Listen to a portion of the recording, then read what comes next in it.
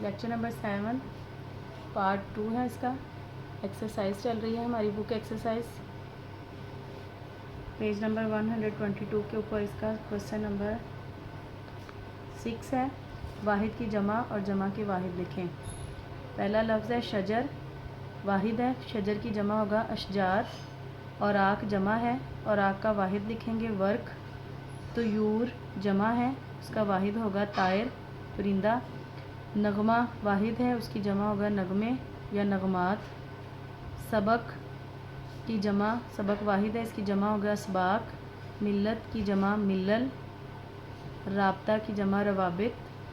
फ़र्द की जमा अफराद। अकवाम जमा है और इसका वाहिद होगा कौम। क्वेश्चन नंबर 7 दर्ज अल्फाज के मुतज़ाद लिखें।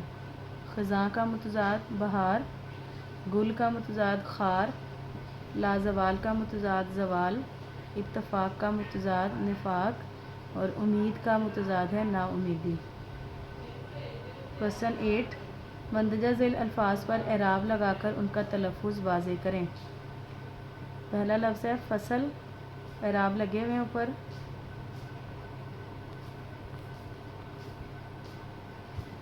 क्लोज करके अगर देखें एराब है। एराब में पहला लफ्ज़ है फ़सल, फ़सल के ऊपर फ़े पे ज़बर है, स्वाद पे ज़बर और लाम पे जज़्म है।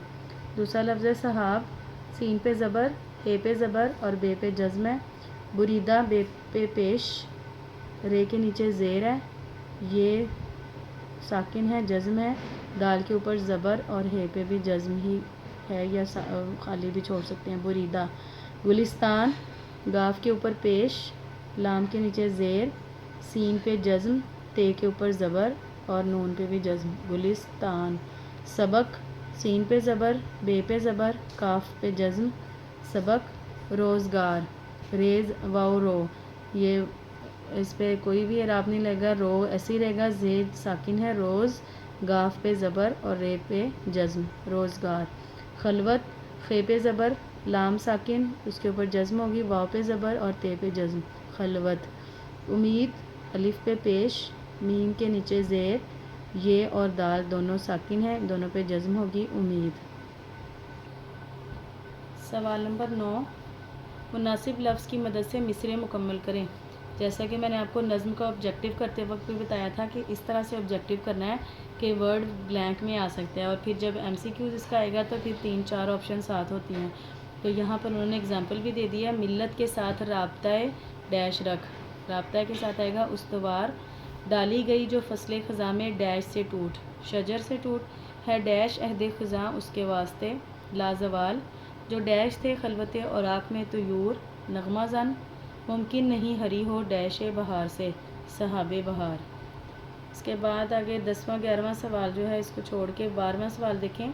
सवाल नंबर 12 फसलें ख़ज़ां और राब्ता उस्तवार को कवायद की रूह से मुरकब इज़ाफ़ी कहा जाता है। इस नज़्म से मुरकब इज़ाफ़ी की मज़ीद 5 मिसालें तलाश करके अपनी कॉपी पे लिखें। मुरकब इज़ाफ़ी में आपको पता है कि का के की जो है वो इसमें होता है या ज़ेर होता है। ज़ेर जो है का की के को जो है वो शो कर रही होती है। ज़ेर का मतलब यही होता है कि इसमें का आएगा या की आएगा। और राब्ता में जैसे हमज़ा है तो हमज़ा भी जो है वो इजाफ़त को ज़ाहिर करती है, यानी ताल्लुक़ को ज़ाहिर करती है। इसमें जो मुरकब इज़ाफ़ी हैं सहाबे बहार, शजरे सायादार। हर वो लफ्ज़ जिसके नीचे ज़ेर आ रही है, दो मुरक्कबात जो दो लफ्ज़ हैं कि ज़ेर के साथ उनका आपस में ताल्लुक़ पैदा हो रहा है, उसको हम मुरक्कब इज़ाफ़ी कहेंगे। सहाबे बहार यानी बहार का बादल। शजरे सायादार, सायादार दरख्त का सायादार दरख्त। कायदा रोज़गार, ज़माने का कानून। कायदा हमज़ा के साथ जो है ये इज़ाफ़ी बन रहा है। उम्मीद बहार, बहार की उम्मीद। जेब गुल, फूल की जेब। जी क्वेश्चन आंसर भी हमने कर लिए, इसके बुक एक्सरसाइज भी हो गई। इसके बाद हम मरकज़ी ख्याल करते हैं नज़्म का। मरकज़ी ख्याल कॉपी वर्क में आप लोग करते हैं। यहाँ पर आपको पूरा एक पैटर्न के साथ लिखा हुआ नज़र आ रहा है, इसको बेशक अपनी कॉपीज़ के ऊपर नोट कर लें। मरकज़ी ख्याल की हेडिंग है ऊपर, नीचे नज़्म का नाम लिखा हुआ पेवस्ता रह शजर से उम्मीद बहार रख। इसके बाद शायर का नाम अल्लामा इकबाल। اس نظم میں ڈاکٹر علامہ محمد اقبال امت مسلمہ سے مخاطب ہو کر کہتے ہیں کہ فرد تنہا کی بقا اور ترقی ربط ملت سے منسلک ہے۔ جس طرح شجر سے ٹوٹ کر ڈالی کبھی سرسبز و شاداب نہیں ہو سکتی، اسی طرح امت مسلمہ کی سربلندی اور عروج مسلمانوں کے اتحاد و یکجہتی کے بغیر ممکن نہیں۔ مختصر سا ہے یہ، کیونکہ نظم کے 6 اشعار ہیں تو اس لیے اس حساب سے اس کا مرکزی خیال بھی ہے۔ منسلک کا مطلب اوپر آپ نے جو لفظ پڑھا ہے منسلک کا مطلب ہوتا ہے جڑا ہوا، یعنی فرد تنہا کی بقا کا مطلب اس کے رہنا، باقی رہنا، اس کا وجود، اور اس کی ترقی جو ہے ربط ملت یعنی ملت کے ساتھ رابطہ رکھنے میں ہی جڑی ہوئی ہے۔